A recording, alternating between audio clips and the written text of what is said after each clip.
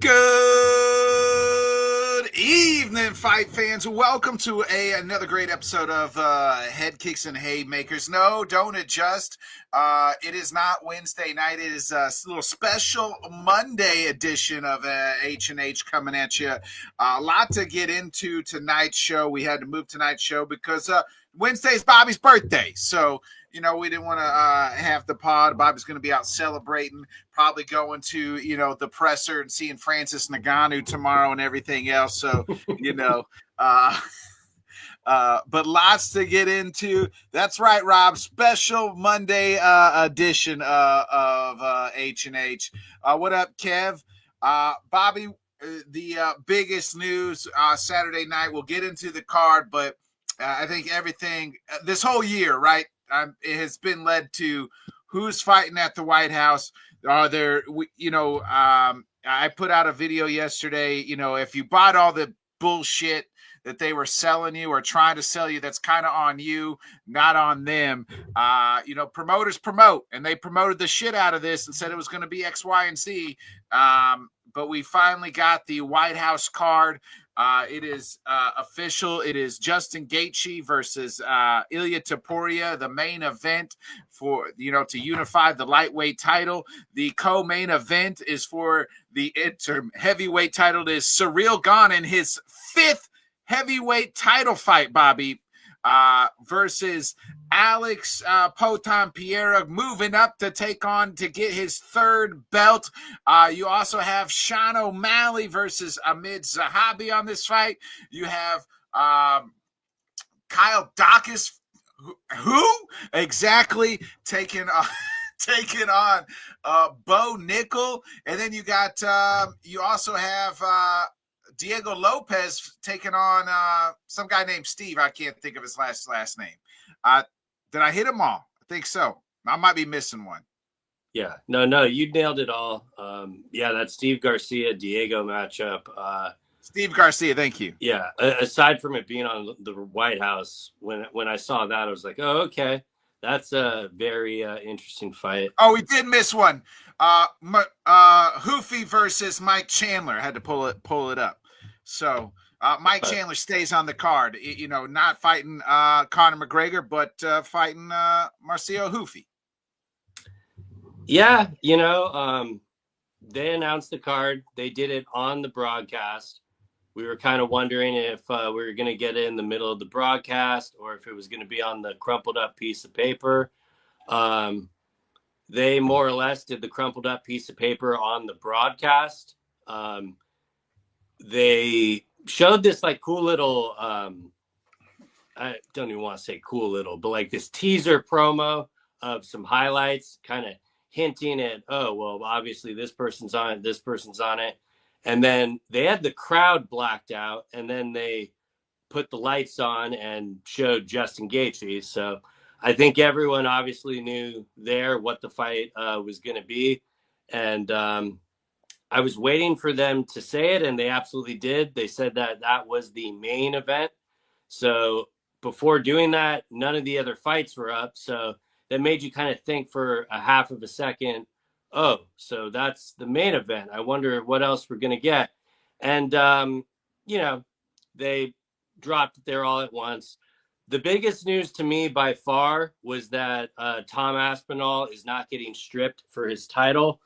I'm very happy with that decision, though I don't think this fight really even needs to be for the interim title. Like for me personally, Pereira going up to heavyweight is a way bigger thing than any kind of rinky-dink title they put on. But I'm not naive. I know they needed a shiny belt to make it, appear bigger than it is and stuff. But, just judging those two fights, the main event and the co-main, it's weird because I don't really want to complain about them. I think the two fights are fine. But it obviously was not their first choice. And that kind of seemed obvious to me when they kind of first announced it. I know last week John Jones' name got brought back up. So we kind of thought, okay, well, this is probably the direction they have to go, doing John versus Pereira. And the one thing I kind of maintained this entire time was it's just going to be any other card, because they're just going to book off who is available. And that was my biggest takeaway. Though it is two very good quality title fights at the top of it, it just felt like really any other event to me. And furthermore, the only salty part about it was we kind of figured there'd be some payoff for like sacrificing the quarter of the year with kind of the announcements that we've been getting. And I don't think it really delivered on that. But if we're just judging the card by itself, ignoring the White House element, more than a good enough card for the 6 fights they put together. And I'm sure we'll get into all of them individually. Yeah, I think, to me, and I said this, I think the card as a standalone is pretty good. Like 6 great fights. And, people, here's the thing. If the last like kind of major event that we were held, now UFC 300 was its own thing, and that card was absolutely stacked. And maybe, again, if you want to bitch about the main event, it is what it is. But I think they tried different things, right? But, remember, like, Dana White said like a couple months ago, at one point in time, said, hey, this is going to be better than, this is going to be the Sphere times 400 or whatever. Maybe he meant production, but I just pulled up. Oh shit, I had it. The UFC Sphere card, and let me ask you if this card is better than the Sphere card, because I think it is. Now my phone's being difficult. Oh, here it goes. Shit. All right, so here we go. We had Merab and O'Malley at the headline. I'll take Ilya versus Justin over that is the main event. The co-main event was Grasso Shevchenko. Yeah, I'll take Alex and Gon over that. The third fight, that one was wrong here. The third fight was Ortega Lopez. Yeah, I'll take O'Malley and Zahabi over that. The fourth fight was Zuhuber versus Ribovitz, or whatever his name is. And you had Rodriguez versus Odie Osborne. Yeah, this card's better than that card. But why are we comparing it to another card that equally did not deliver when I know that. I'm just saying, my whole point is, by now you can't set your expectations to fucking here. You know what I mean? Why are people continuing to set the expectations here when they have proven over the last decade plus, since Zuffa took over, since they sold, the Fertitas sold to Zuffa and TKO, they haven't delivered like that. They haven't. Yeah. And that's that. Everybody wanted to get there. Everybody, these high expectations. Oh, it's going to be this. It's going to be that. It's good. Like we've been saying, and you in particular have been like, it's probably just going to be another good card with some banger fights on it. And that's what this is. It's a good card. It's a good card, but this is the issue I'll take with it. And I'm not even using it on just this card. This applies completely to the current Paramount era. And yes, that was a banger fight. It was. And also, but I'm not shitting on the fight itself, Kev. I'm shitting on what everybody's expectations of it was supposed to be. And we had that masterful performance from Joshua Van. But I'm not going to talk about the old card. Like this is where I'm at with it. What they gave us is something that we simply were not asking for. And I'm not going to even mention the White House for that. I will go the entire Paramount era. They are continuing to really not care what the fan or the consumer wants. And I agree. That part I will agree on.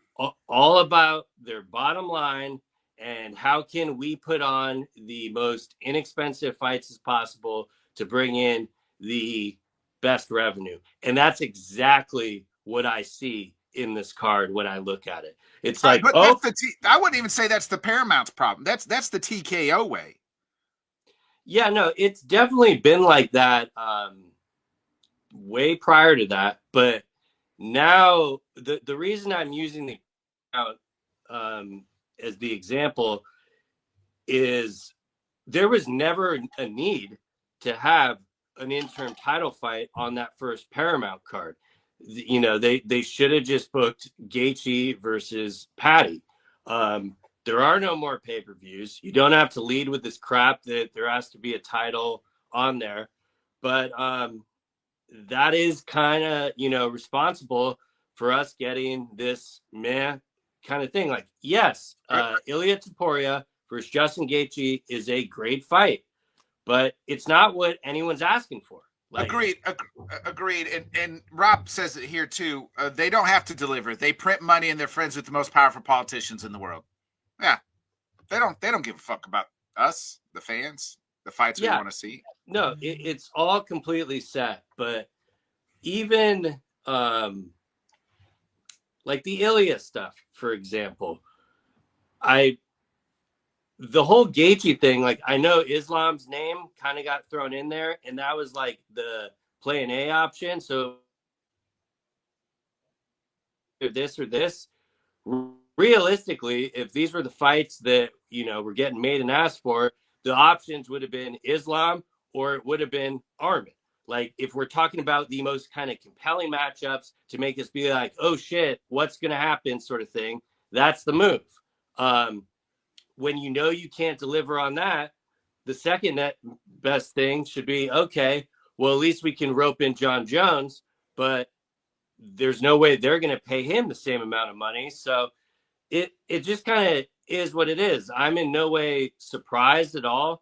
I know everyone is going to gas it up and being like, this card is what I asked for.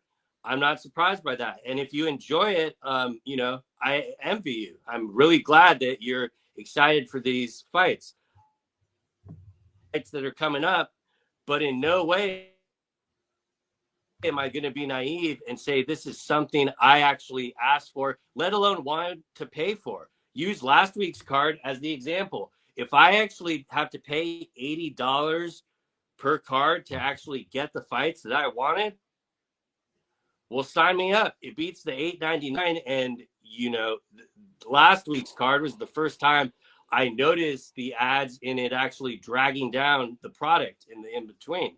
So, like you said, you can't really be surprised at this point because this is just what it is. It's not the best fight, the best. It's the best fight, however easy it is to kind of help our bottom line. And that's what we got for Freedom 250. Yeah, yeah, Freedom 250.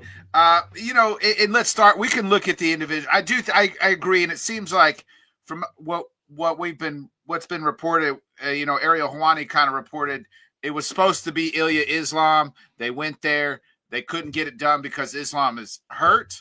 You know, they went to Ilya, said, hey, you know, who, and then they couldn't get that done. Did go to John Jones. We'll get to John in the meltdown and everything else, and karma and everything else. And they were nowhere near close on any sort of number. They also had, you know, so they couldn't get that done. So they got Surreal instead. I don't hate it, and I don't hate the backup being Justin Gaethje.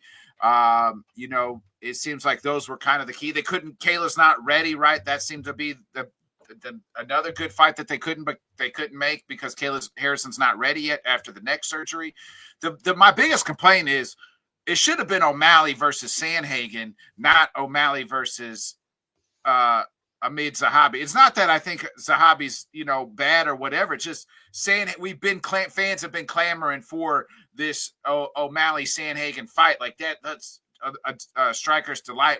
We've been wanting to see. So like I would rather see that.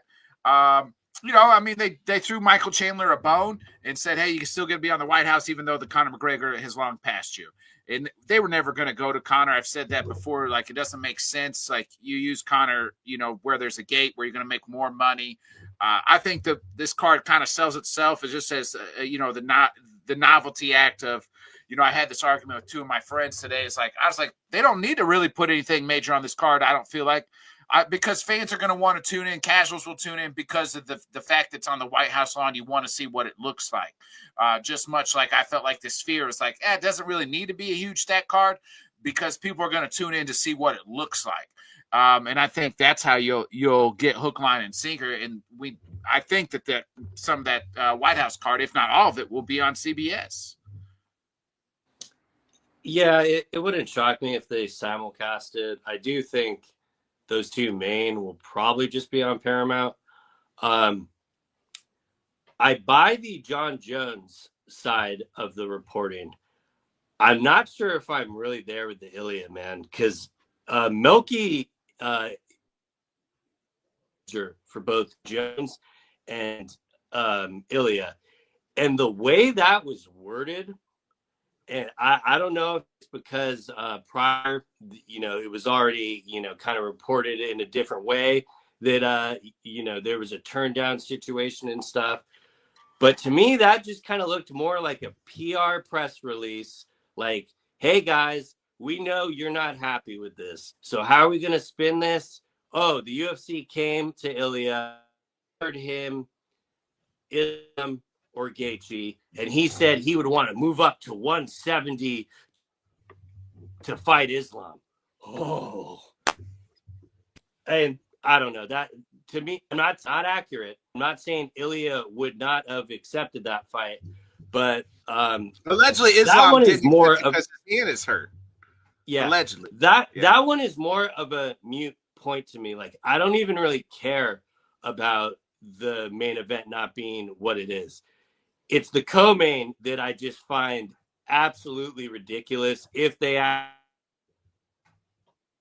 actually were sincere about trying to give someone like a holy shit moment, instead they settled for, the Frenchman that is getting his 5th title fight. And let's be honest, if he loses this fight, he'll end up getting a 6 when they end up wanting to do that. So yeah, I'm trying to remove my Cyril Gane bias from it. Stylistically, I do find it a much intriguing. more intriguing. It's the most intriguing fight on the card.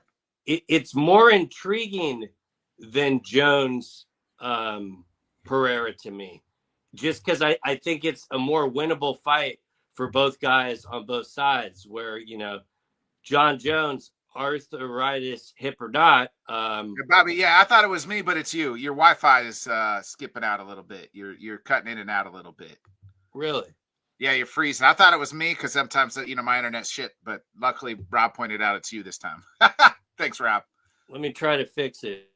All right. Rob, I do. Why are you trying to fix it real quick, Bobby? Rob says, issue with these letdown feelings from 300 Sphere and White House cards is all bullshit. We were told leading up to the card, so everyone gets excited, as Luke Thomas says, steak but got jello. Rob, that's a you problem, and here's why. They are promoters. They're a business. If you go to a car salesman and say, hey, I want a car, and he tells you, hey, this fucking car, I'm shining up this real fucking nice turd, and he tells you it's gold, and you still fucking buy it after multiple times, and you still keep going back, that's a you thing. You got to lower your expectations. It's all bullshit. If you ever believed that they were going to give 7 to 8 title fights, that's like believing in Santa Claus, the Tooth Fairy, and you're believing in the U.S. motherfucking government? Come on, Rob, you're better than that. You were in the military. You should know better than to believe anything those guys say. That's my problem. Is like, you guys, like they were never going to give or to be able to deliver on anybody's expectations we put on this. That's their job, is to try to sell us. And the problem is, like, I'm already bought. They don't need to try to resell me. They couldn't continue to put slop out. I'm probably still going to watch on Saturday nights because I enjoy the fights itself. So I don't need to be rebought. I'm already in. But they just continue to try to hype up other things, and that's how they get people talking. That's how it generates numbers and business. Well, they got this talking. Their expectations is they don't give a fuck about that. They care that we talk about it because that drives the numbers, engagement, and everything else, and so on and so on. But they're going to continue. They're going to continue to try to sell us. Oh, so you're saying the same thing. They don't have to sell us. Yeah, they don't have to sell me and you, Rob, but they're trying to sell us. And they have to, it gets people talking about, and that's what we're doing here on this damn podcast. We're doing what they want for us, because if they don't like, oh, we're gonna have this house on the white card, then we start speculating who should be on it, what should be. It gets more engagement. You go online, that's what everybody's talking about. Everybody has these high expectations. Well, they said this. Wait till the fucking card comes out and then talk about it, because you're just going to get yourself built up, and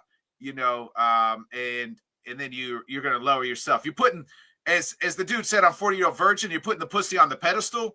Everybody is putting these fights and these announcements on this high pedestal. You got to stop putting pussy on the pedestal. Am I moving any better, or is it still lagging? Yeah, you're good. You're good.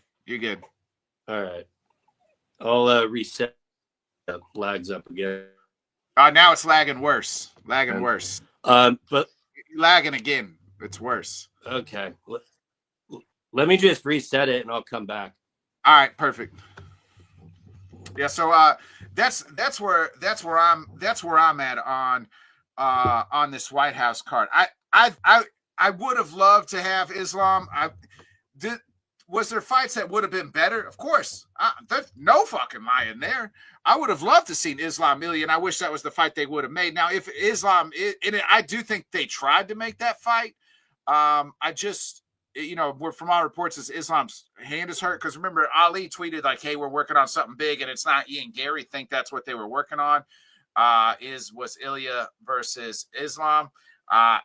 They did go to Jones. And speaking of John Jones, while Bobby's out, if you missed it today, Dana has come out very adamantly.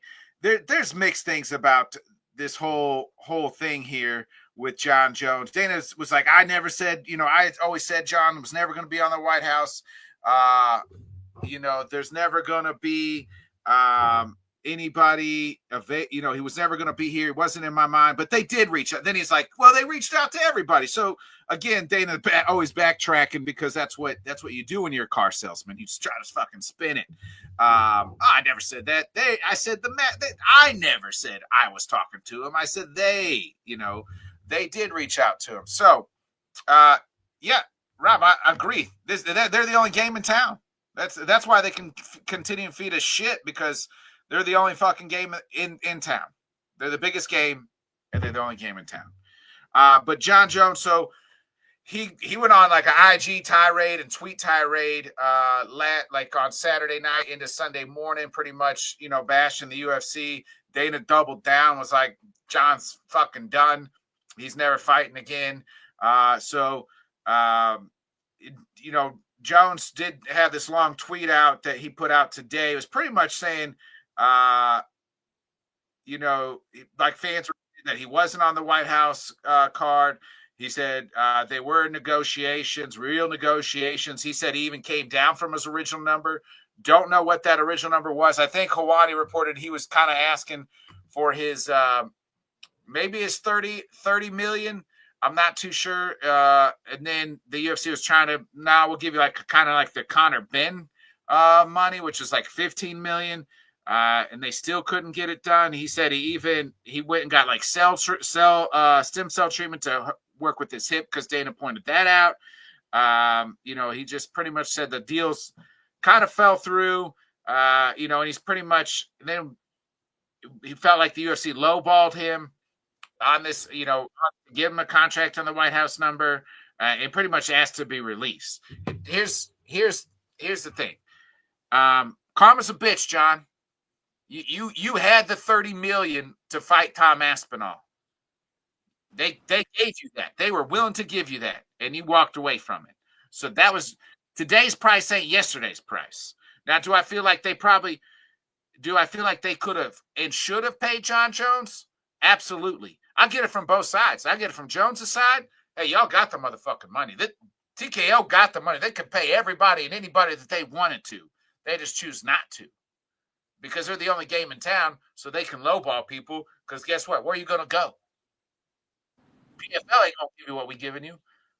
Even if you make more money, you're not going to be the most exposure. Even if you're a champion, they're not going to consider you the best because you're not in the UFC. They're the only game in town, so of course they can do that. Of course they can do that. And I get it from Jones' standpoint saying, hey, I want my 30 million that you guys were going to give me later. I get it from the UFC side. Hey, that today's price ain't yesterday's price. Karma's a bitch. You walked away. Here's 15 million. And here's what I don't understand. Jones, you wanted to be on this card so bad. You wanted to be on this card so bad. You kept pleading in the public. Put me on the White House card. Put me on the White House card. I want to be on the White House card. I don't care. I don't care. Then you should have took that motherfucking offer and you'd have been on the White House card. So you didn't want to be on the card that bad. You would have took their low ball offer and you would have been on the card if that's what you really wanted. Clearly, it's not what you really wanted, because if you did, you would be on the card. You would have signed the contract. It's not what you really wanted. But here we are. No John Jones. He probably fought his last fight in the UFC from all senses purposes. And here's another thing, John, they're not going to release you. They're not going to release John Jones. John Jones is under contract, people. He's not going to be walking and fighting Francis Ngannou on Netflix anytime fucking soon. He's going to stay right in the UFC, and the UFC going to consider him done and retired. But they ain't going to cut him. Nah. Why would they do that? Let him go make money? Nope. We'll just keep you here. Sit your ass. They own his ass. He signed a big contract before Ciryl gone.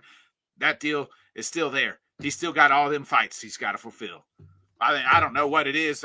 5, 6 fights. Well, guess what? He's far cry from that.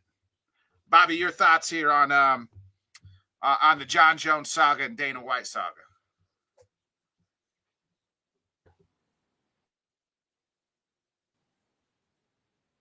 You're muted.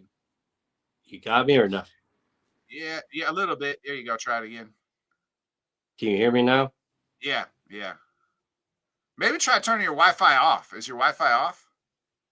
Okay. Yeah, I don't know what the hell's going on. Let me just shut it off. That might help. Yeah. Rob says here real quick, buy or sell more fights get added to the White House card. Report is they might add one more, Rob. I'd be interested in to see what the fight that Dana said that fell off. I think it might have been the Kayla fight, and they just couldn't. They got to her and they said she ain't gonna be ready. I don't know. I don't know. Originally it was supposed to be BSD versus Mike Chandler. He was offered. BSD said no, which I get from a BSD standpoint. Like you're in the top 5 or whatever it is now. Why the hell you want to fight Mike Chandler just because it's on the White House card? No, thank you. I got nothing to gain by fucking beating up Mike Chandler. I'll wait and fight Armin, or I'll fight somebody that's going to get me close to a title if I'm BSD. Fighting Mike Chandler doesn't get you there. Just puts you, on the White House card. So they went to Marcio Hufi. I feel bad for Chandler because, he went through this whole Mike Chandler saga and he's never going to get the red panty night. But it is what it is. That's his fault at the same time. Everybody knew that Chandler wasn't going to come back, but he still kept believing and believing. So. Can you hear me? Yeah, I can hear you. Okay. I'll try this for now and see if it improves. So yeah, basically on the John Jones thing, it's mixed. It's hard for me to feel any sympathy towards him with how he kind of went out, kind of the last year, just dragging on negotiations. Then Saudi got the 30 million to pay his fee. He agreed to it. And then he ended up just switching it up. So it's hard to feel bad for him there. But at the same time, I do understand his point in not willing to take less. Even though I find it comical, he thought that 30 million would still be on the table. I mean, they were pretty much offering him half of that, which isn't too much of a bump compared to what he used to be paid. I believe he would get maybe 10 million for a fight, but you kind of led with it. He just signed the new contract with Ciryl gone. So he has multiple fights left on the deal. So there's really no chance that they were going to, they're not going to release him. And basically what I thought that happened is they were going to use John's wants to be on the White House card against him.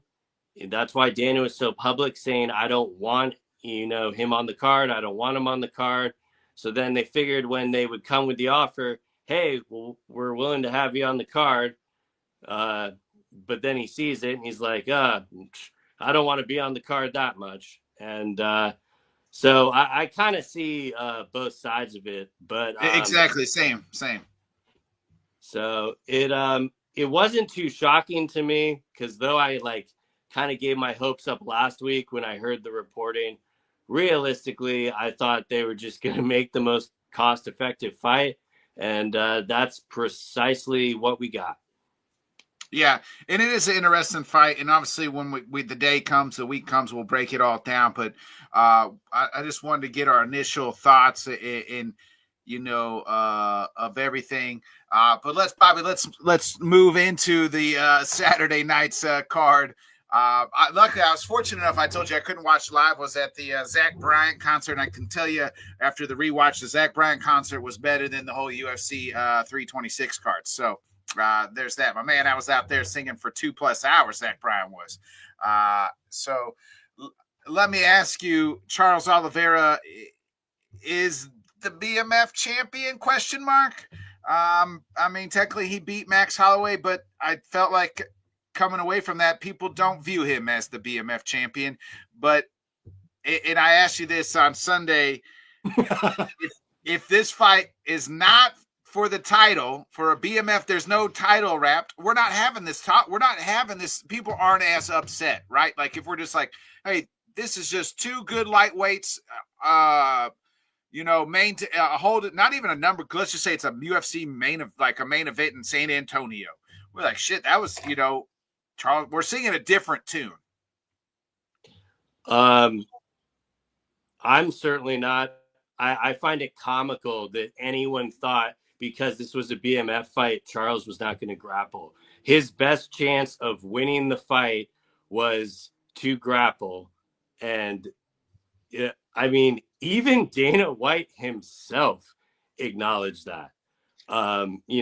This title has always been a marketing ploy. They don't even make them make weight for the title. They can weigh in at 156. So, are you serious? I didn't know that. I knew you could be 156. Yeah, actually, I did, because I think Charles actually weighed in at 156. To be honest, like, I feel for the people that went there and spent their hard-earned money with how inflated the tickets are, thinking it was going to be some like stand and trade war. But if Charles was going to win this fight, that's exactly what he needed to do. And to me, though there was not a lot of action in the fight, I was really blown away the entire time, because I knew Charles would take him down, but I thought Max would have more of an ability to be able to get up, and he didn't. And Charles was able to just, rinse and repeat it. It was uncut DDP all over again. Yeah, but it almost was a little bit more surprising to me than that, just because you saw a lot of like the Dagestani influence in Charles's game plan there. And if I'm to paint any positive picture for it, we saw two fighters that we both like a lot that took 0 damage. And, it to me, I really have no issue with the fight whatsoever. And I'm kind of glad we didn't get as much striking as we did. Now, granted, I would have loved to get, the kind of war aspect of it, but this matchup, I think Charles learned his lesson from the Ilya fight. I was getting ready to ask you that. And real quick, Rob said, I loved watching Charles dominate Max, but other than submission attempts, the fight was just confused on how unprepared Max was. Agreed. It's like Max thought they were no takedowns and BMF rules, and really was buying into the fact that, hey, this BMF fight, we just stand here and fight. And I was just going to ask you, Bobby, did the knockout, because now we've seen 2 fights in a row where I feel like Charles has gone back to heavy grappling in takedowns. So did the Ilya fight knock some sense into him and knock like that stand and bang out of him?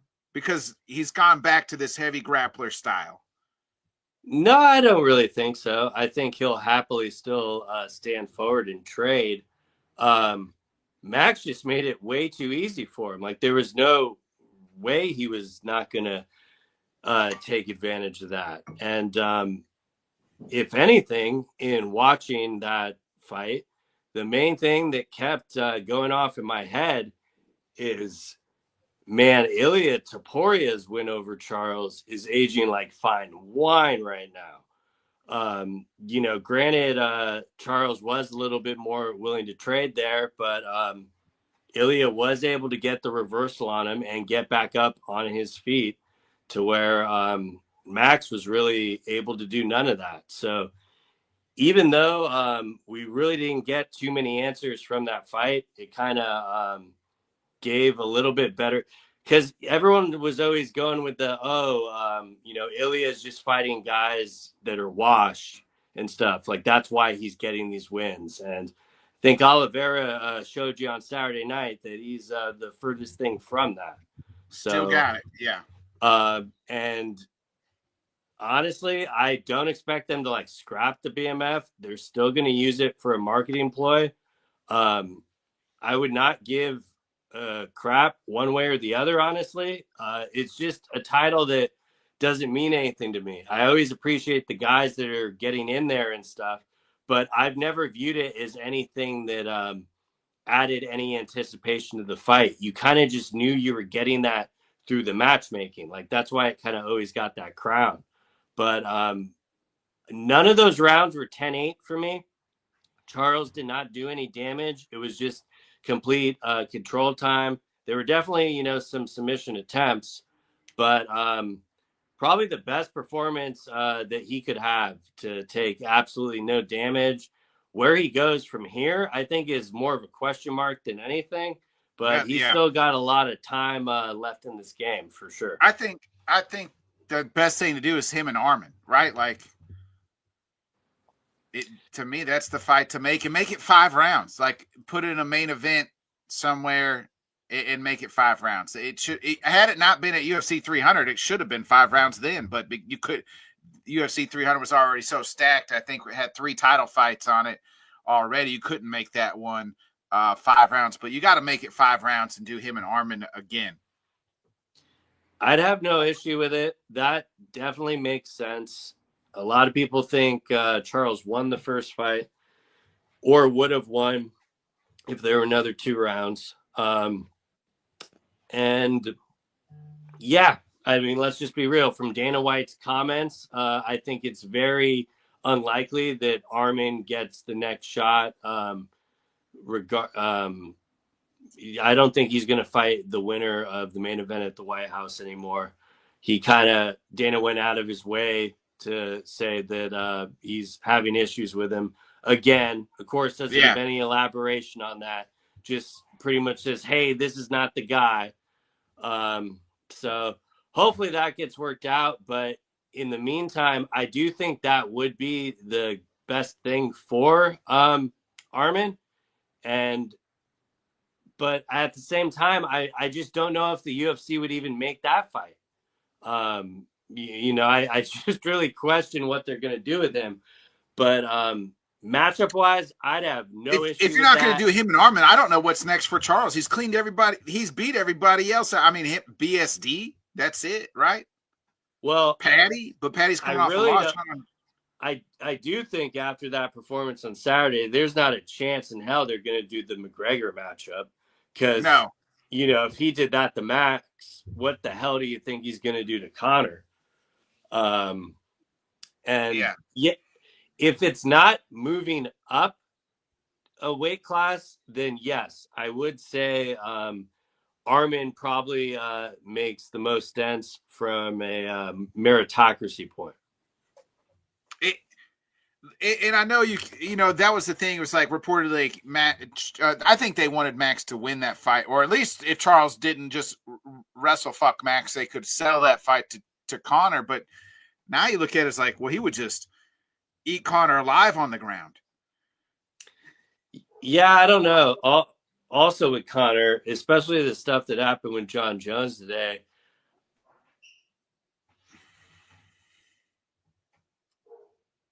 Uh-oh. I think you're completely frozen now. My back. Yeah, now you're back. Yep. Yeah. What were you saying? Am I You here? froze. Yeah, you're good. You hear me? What'd you say?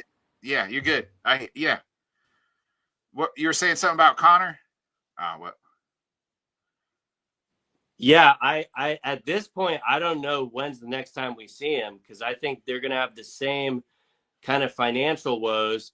Because like if they're getting hung up on money they're willing to pay John Jones, that issue is going to be even more amplified with Connor.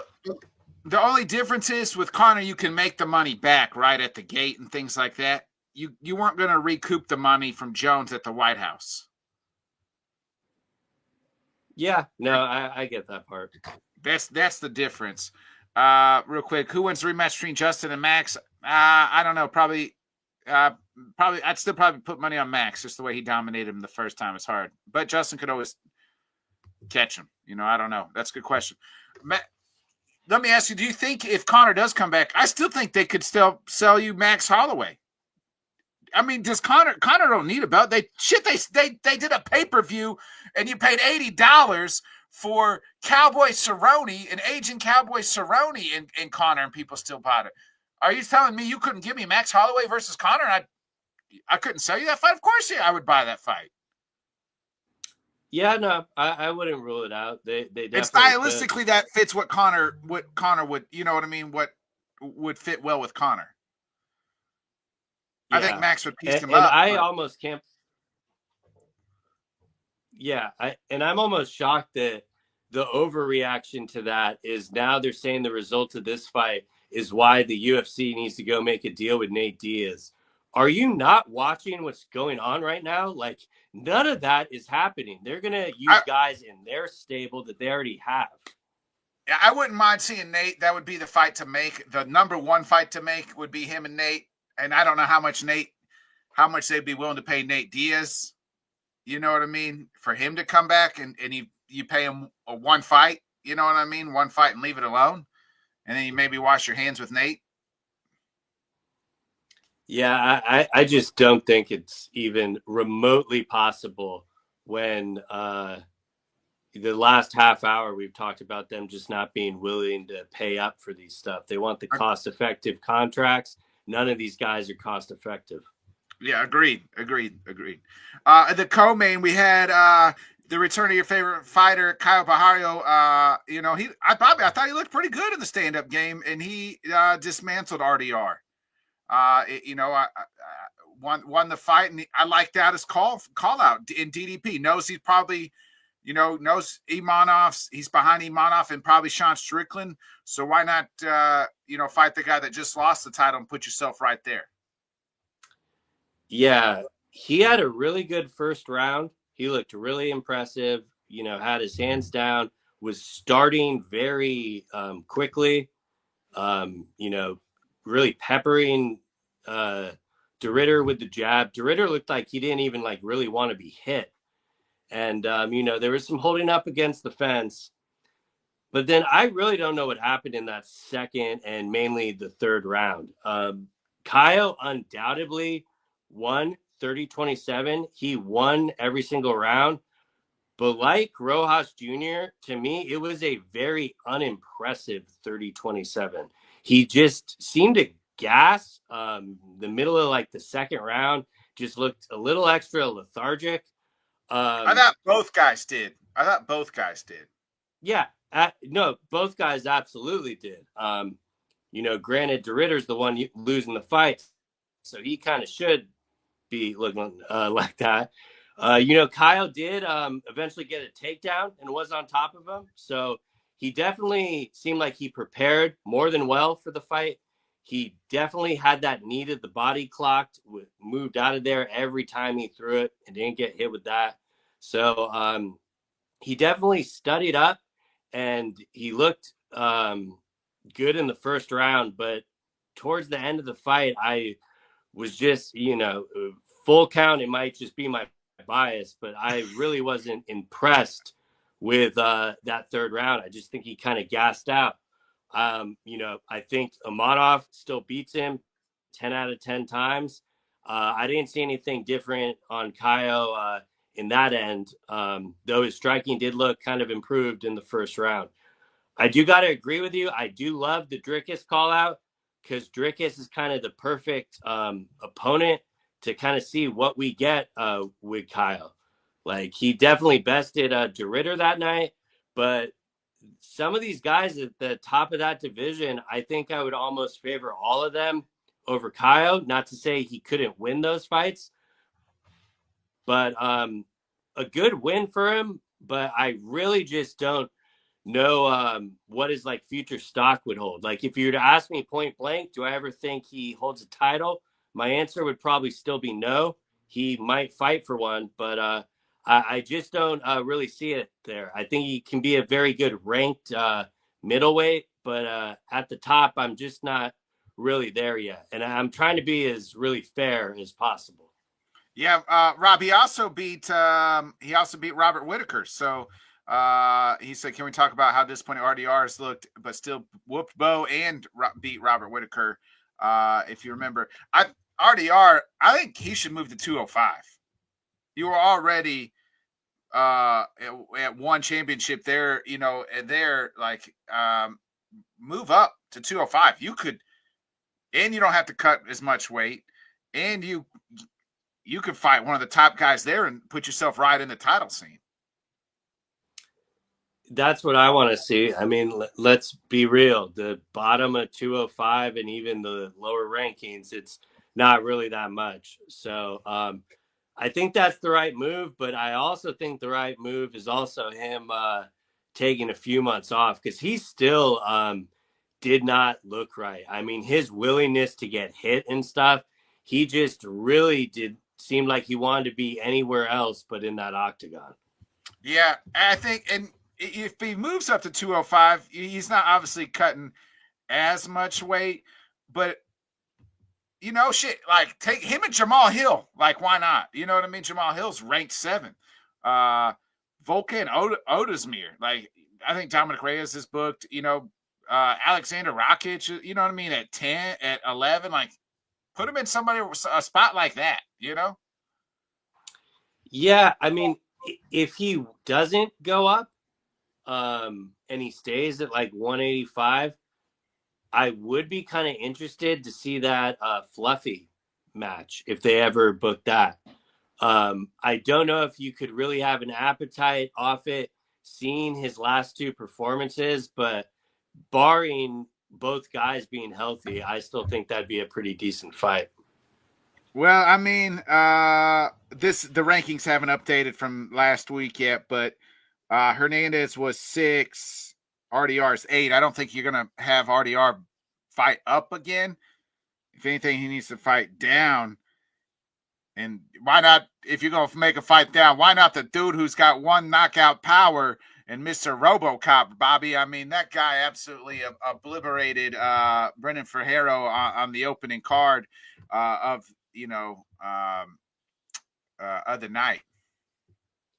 Yeah, both RoboCop and Drew Dober saved this card's ass because those prelims were dragging so hard. Yeah. RoboCop's all class. He knew he was out. He didn't even bother following up. And the second he knew he was out, you just saw the relief and happiness on his face.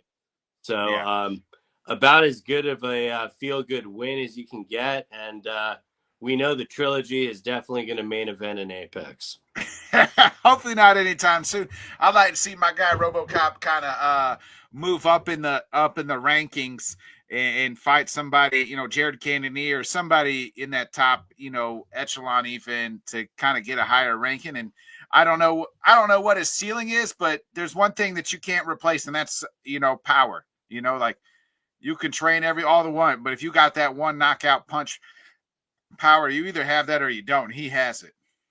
Yeah, I'm blanking on the name he called out at the presser, but it definitely was a step up. And I remember liking the name call out.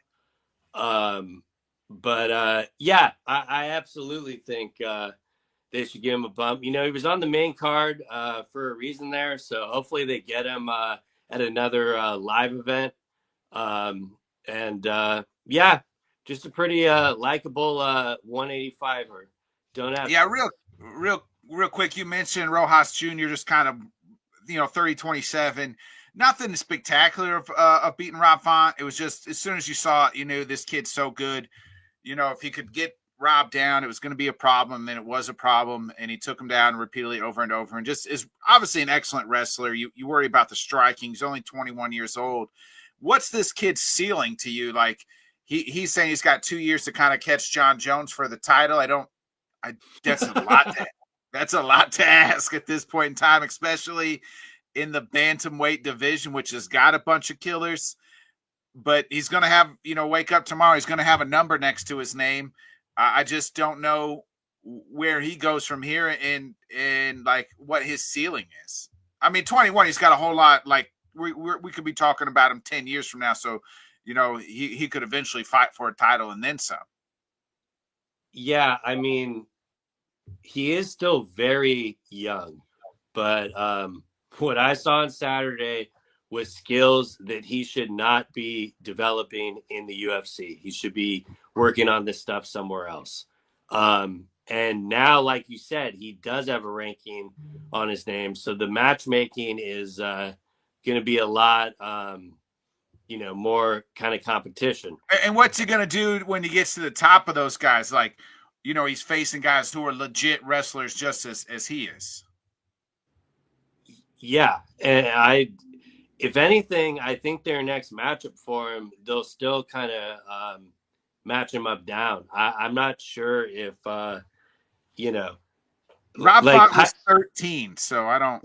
Like, hypothetically, if they give him like Peyton Talbot right now or something like that, I think that might be a little bit too much too soon. That would be interesting because you got two young stud prospects, and Peyton, we know strong suit is striking. In his one loss, he looked awful on the ground, but has improved, and that's Rojas's wheelhouse is on the ground, but his striking isn't the greatest. Yeah, I mean, for the record, I don't think there's a chance in hell they do that because they are both high on both guys. But talking about more great fights we won't get. That's a fight we could see 3-4 years down the road, and hopefully when they're both really, really good. You know what I mean? Yeah, no, definitely. And I'm not like trying to close the door on like Rojas' career or anything. Obviously, he's only still 21. But I really don't know where he goes from here, and I'd be really interested to see how the UFC match makes him. My main set of advice would be to kind of get back in there as soon as you can. He just needs more work, so he's got to just take more fights. Yeah, agreed. And it doesn't matter to me. He's so young, and the UFC is so different. It doesn't matter if he loses, wins. You know what I mean? Like, just take as much fights as you can get and get the experience, and then eventually, he'll be probably one of those guys that in the rankings, a little bit out of the rankings, thinking once he hits 25, 26, 27, starts hitting the peak of his performances, like when he can go on a nice run. You know what I mean? But who knows? These stranger things have happened. So Bobby, we'll get real quick in before we get out of here. We'll look at this week's card. It is live at the glorious Meta Apex. If you want to talk about some some slop, this ain't the greatest.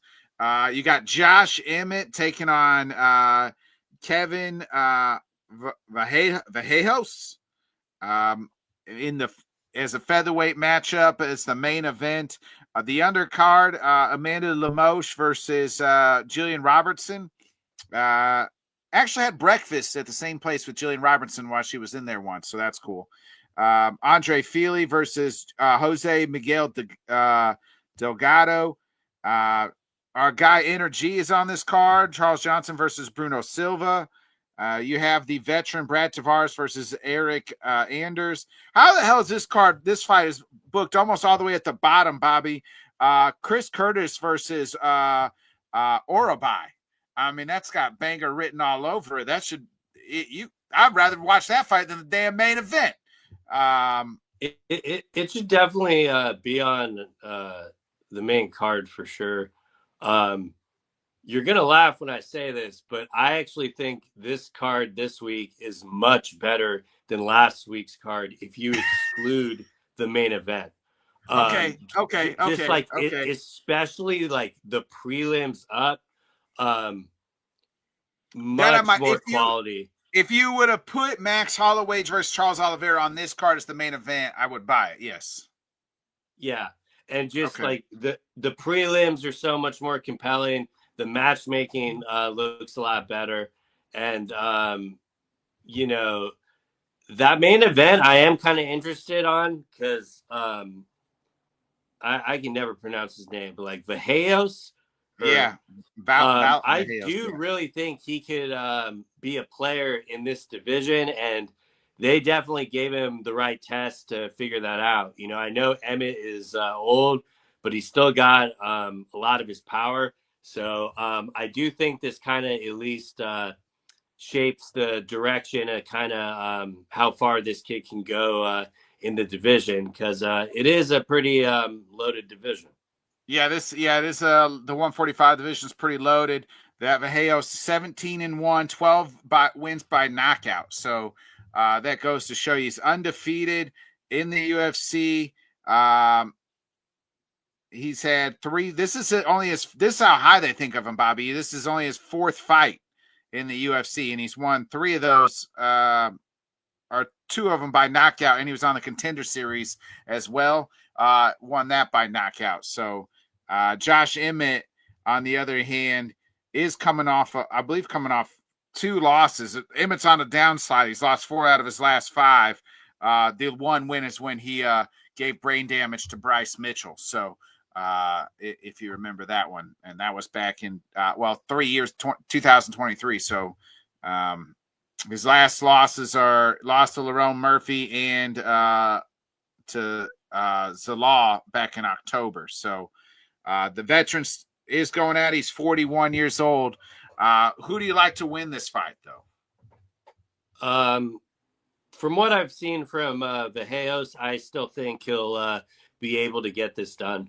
So yeah, I would still pick him, even though Emmett, definitely still has the power and the fight could end at any time.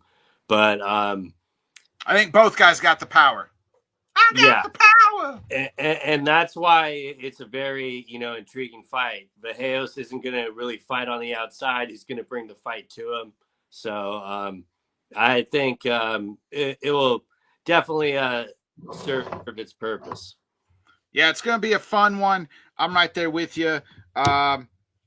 Give me Vahejos, sir. Valjo, sir. However you say his fucking name. The card's actually, after I looked at it, isn't that bad. You're right. I think you sold me on it. I would have taken half of these fights over half the fights we got last week. I'm just upset that Urabai and Chris Curtis isn't like the co-main event. Yeah, that's bizarre to me that it's that low down. I might be imagining things, but I thought I saw it on a poster a lot higher. But then when I was looking at the card, I'm like, oh shit, that didn't fall off, did it? And yeah, it's buried pretty low there. But it's the third fight on the prelims. That's one of the more fights I'm looking forward to for sure. That and definitely Charles Johnson. If Silva had any sense, he'd let Charles Johnson knock him out. And just stands there. Yes, Charles said, hey, if I let this guy knock me out, I'm probably going to be in the top 5 within the next 6 months. I could be fighting for a title in a year. Definitely. Easiest way. Hey, right? How do I get a title shot? How do I get top 5? I get knocked out by Charles Johnson, and I'll be a top 5 flyweight in no time, baby. Yeah, it ought to be a pretty good fight. The Jillian Robertson and Amanda Lemos fight will be entertaining as well. So that's not too bad. I don't hate it. Bobby, got any last thoughts here? Real quick, thoughts on Francis's, I teased it that you're going to be at the presser tomorrow, so you'll get a good close look. But first of all, who the fuck is this guy that he's fighting? He's won the PFL tournament before, and then he also had a pretty nice, decent win streak in the UFC, but they elected not to re-sign him. But it's typical A-side fight. This is kind of all about Francis. Kind of saw the writing on the wall when PFL released him. Yeah. And I don't have the same take as a lot of people. I think the PFL and Francis's relationship kind of benefited both sides. Francis was able to go box, get those 2 huge paydays, then get the biggest MMA payday in his life. And the PFL was able to bring in a lot of new investors and stuff at that time. But now that their Saudi money has dried up, they just can't honor that contract. So And I think they got it was new good. investors themselves, Yeah. And I think it was just good on them to release him. That way he could get a fight this year. And, he's already booked for May. So I'm sure he'll be getting a handsome payday off that. And he'll be on Netflix. So, good for him. I'm happy to see him finally get a fight.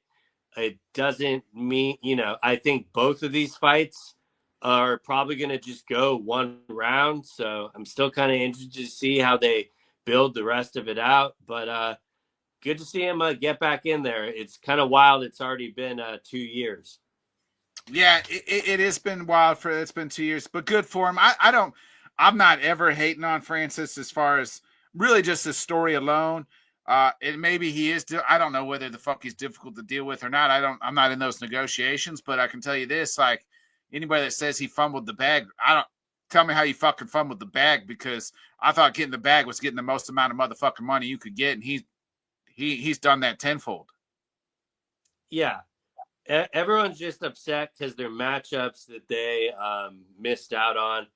But that isn't his problem at all. Like, the name of the game is to maximize your time in the sport. I mean, Dana says this all the time. It's this isn't a career, it's an opportunity.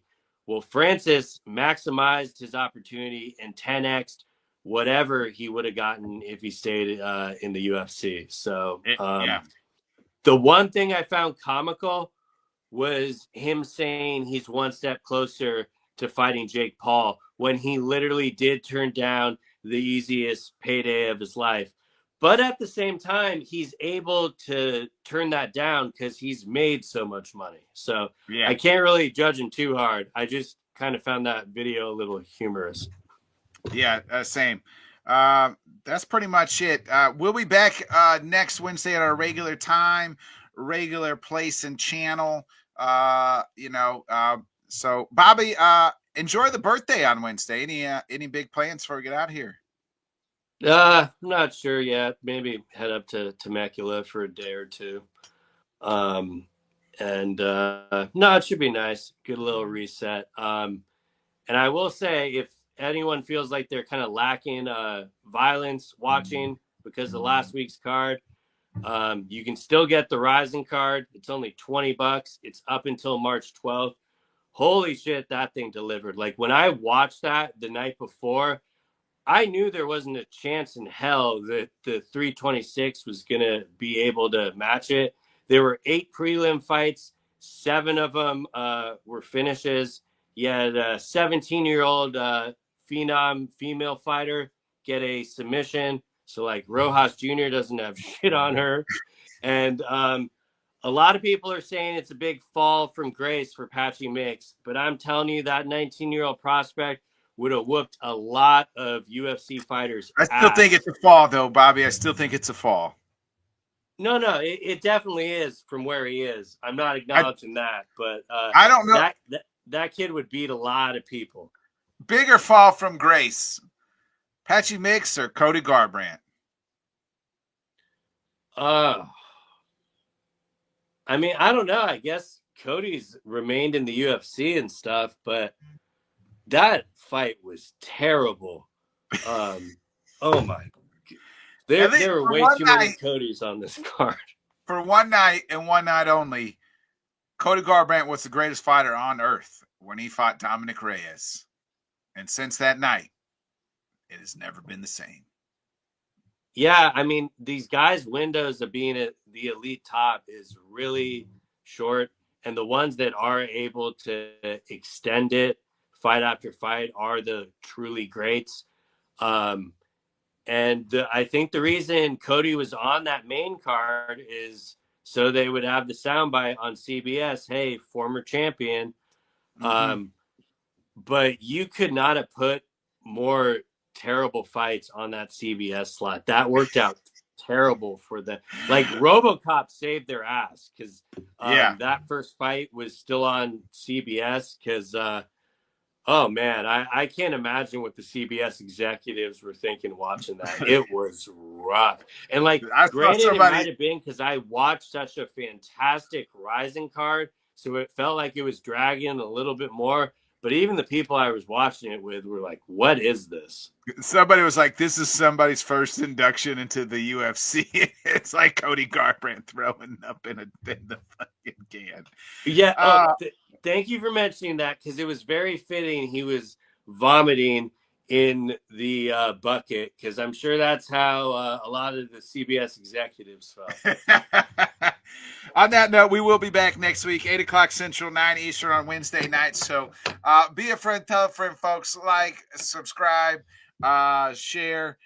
Thanks a lot, Rob. Everybody leaving the comments. Yeah, like Rob said, the pacing of the card was brutal. So, hey, I'll tell you what's not brutal. Watching the rewatch, it goes right into the fights, baby. You miss all the fucking bullshit. I didn't. So maybe just skip it on live night and watch the next morning on Sundays. I might start doing that on most of this shit. So other than that, see y'all next week.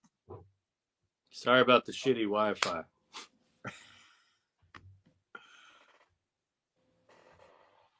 Thanks so much for joining us, and until next time, let's talk sport, friends. Thanks for watching.